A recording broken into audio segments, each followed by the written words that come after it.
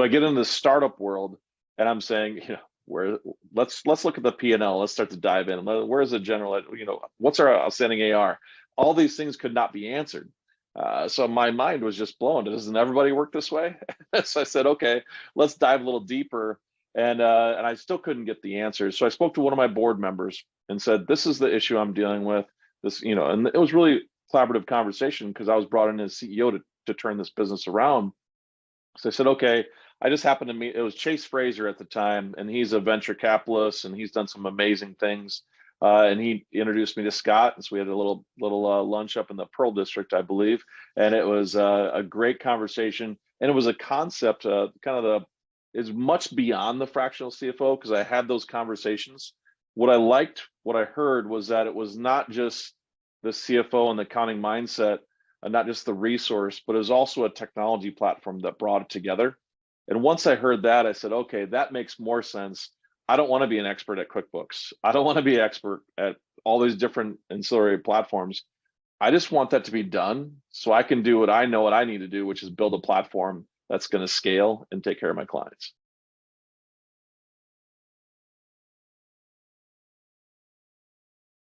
It's the peace of mind is probably the biggest thing, so that my mind's not spinning. Are my books kept tight? Am I managing this to GAAP? My goal is always to do a successful exit, successful growth. Am I prepared for that? Have I allocated my funds properly? But one thing I've even learned as even this latest partnership with Consero, I'm looking to my finance team as more of a partner, even more than I did so before. So I even had a call this morning with Juan, my VP of finance, talking to him. I was looking through our financials last night, as all CEOs do. You're thinking something hits you. It's 10 o'clock at night. I log into looking at my financials. I sent him a note and we meet this morning and I said, okay, here's what our revenue is looking like. Here's what my invoices are looking like. Here's what my AR is. There's a disconnect there. What's going on? And we were able to discern about how we were recognizing revenue to GAAP standards. Really just having that trust to know as a partner. So when I have that thought, I can fire off that email and then I'll have a positive conversation. So it really is that kind of the fire and forget mindset, and knowing that I have a trusted partner that's going to support me if and when I need that. So I say that's a great peace of mind to be able to have that.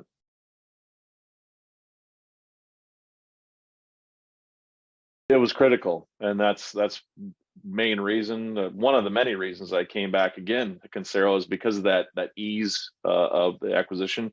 When it came time to, okay, let's set up our data room. Okay, Consero, let's set up our data room. Here's a list of things to do.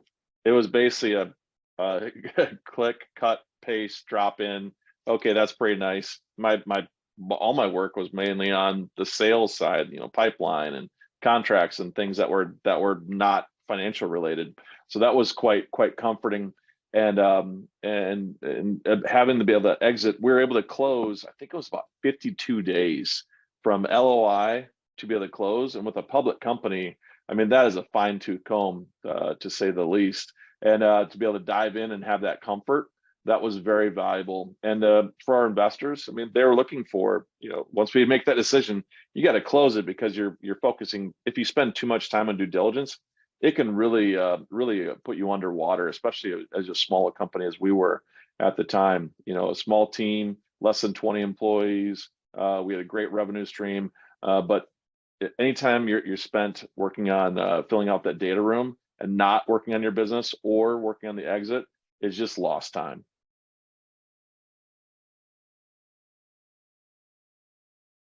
Successful and not so successful opportunities to exit really boiled down to how tight their books. That's really your first level of trust when you look at an entity, is how are they managing their books, how are they allocating their funds.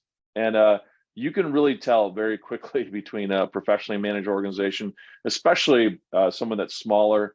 Maybe QuickBooks is done, which not terrible, but it's how you execute it. And then the owner, the owner has a little bit of they're moving funds over this way and they're using it and they're mixing with their personal, and their balance sheet is off because you can't quite tie out some cash flow.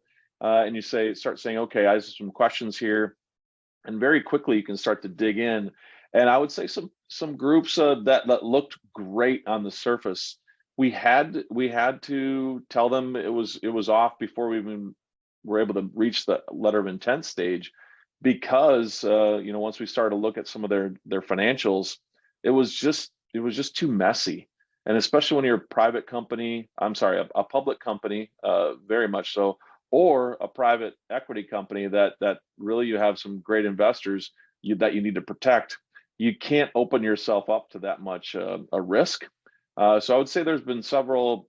On the surface, they were great companies, but behind the scenes, they were a mess, and that significantly impacted. And and I would say some couple were able to actually get to that valuation stage, but I tell you what, we devalued them very quickly when it got to that stage, and to the point where some of them did not exit at all, and that's a huge negative, and that's a lesson learned for me as well as I looked at how to manage my businesses.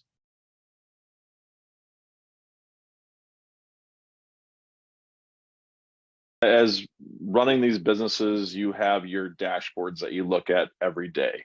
The obvious thing, I'm utilizing HubSpot for my sales. How's my pipeline? How's my revenue throughput? What deals do I expect to close? I look at my operational platform that we built for OK2Charge. What percentage of all of our electric vehicle chargers are online? How many transactions are flowing through? Everything flowing through. And there's a financial side. Okay, how are we looking financially? What's my cash flow like? I'm able to use that dashboard for a quick glance and say, okay, this is how much I have at my bank. Fortunately, I was not with Silicon Valley Bank, and I was so happy the government stepped in and fixed those. So, but that's an aside. I have my cash flow, and what does my bank accounts look like? All that data is swept in. I'm able to see what are my outstanding AR. Is that starting to get to an unacceptable amount? What's my budget? How am I tracking to budget? All those items are all in one view. And what I like the most is if there's something that I don't like, or maybe I do like, I'm able to drill down and click, drill down, click, drill down, and then go into those more detailed reports. And that's where I have that insight to say, okay, to my finance partner, Juan, hey, this is what I'm seeing here. Can you give me some insight? Instead of waiting until month end close and it's March 15th before I look at something for mid-February, I'm able to look right now and be able to see how am I tracking, how are things flowing, and I can get on top of issues more quickly instead of waiting for that time period.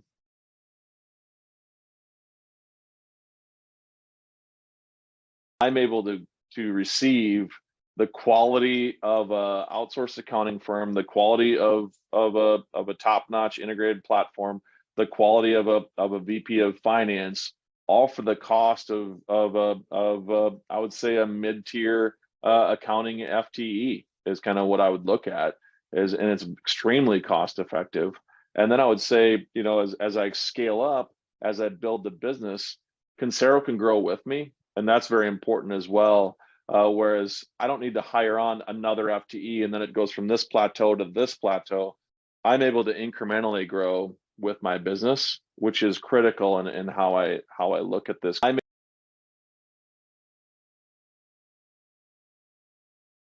100%. Yeah, absolutely.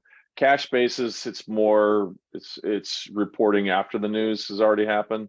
Accrual is able to have that to foretell what direction you're going, the trajectory of your business. Even helps me as a CEO to have those conversations with my finance partner.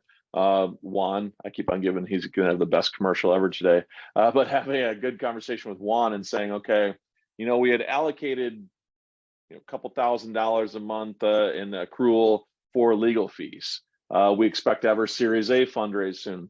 Let's increase that a little bit so that if and when we get that Series A, we need more legal services, we're able to have those funds have already been accrued over time. And then we don't have this big hit.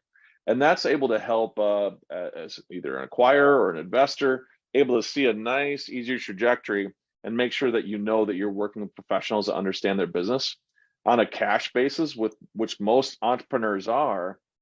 I'll give another example. I'm part of the EV charging OK2Charge platform is a subscription software piece. We prefer to get that up front annually. So we get the $199 per EV charger per annum up front. We want to recognize over 12 months so that we don't have this big spike and we have a nice growth curve right there. Because as I talk to investors, potential investors, their question is, tell me about your subscription fees, tell me about your gross margin, tell me about what that trajectory looks like. And now, because I do it that way, if I have a huge December and I have a bad January, it's not up and then down and then my business looks like a mess. It's a nice clean trajectory. So it's not just, it's also the mental aspect for an investor to see the growth trajectory as well, which is more of what my business truly is. And that's what you always want to do with accounting, reflect the truth, right? It's not about, it's a story is key, but the story should reflect the truth of your business.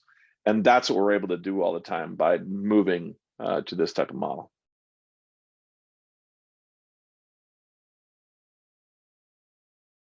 I have a standing weekly meeting with my VP of finance.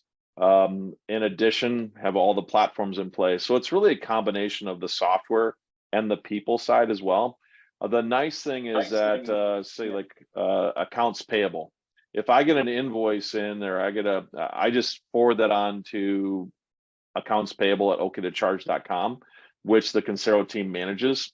And I know there's a team behind the scenes, Sudhir and a couple others, and I don't even really need to engage them that much because I really work mostly through Juan. And then on a weekly basis, we step through a certain amount of items. But the key thing, and I had to remind myself, refresh how I approach this just within the last couple of months, is remind myself that Juan is my partner. He's my thought partner. He's my finance partner. He's somebody that I forgot that he's part of my team. So I've been better about engaging him in different questions. And here's my finance. Here's how I'm looking at this. And hey, I need this report. And he's very responsive. So I guess it's a two-part thing. There's a team behind the scenes that I don't even really worry about that very much. There's a software platform that I'm able to look at and utilize. And then I have this point of contact that at a minimum I touch base on a weekly basis, but is always available by email or a quick phone call as well.